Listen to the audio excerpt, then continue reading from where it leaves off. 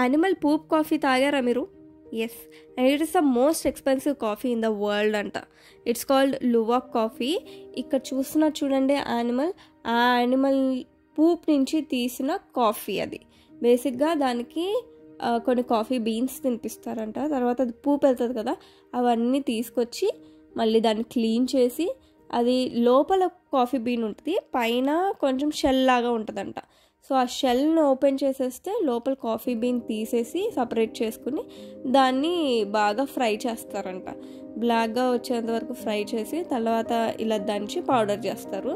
So మాకు luwak coffee కావాలి అంటే it's almost 270 rupees they charged, which is not bad actually.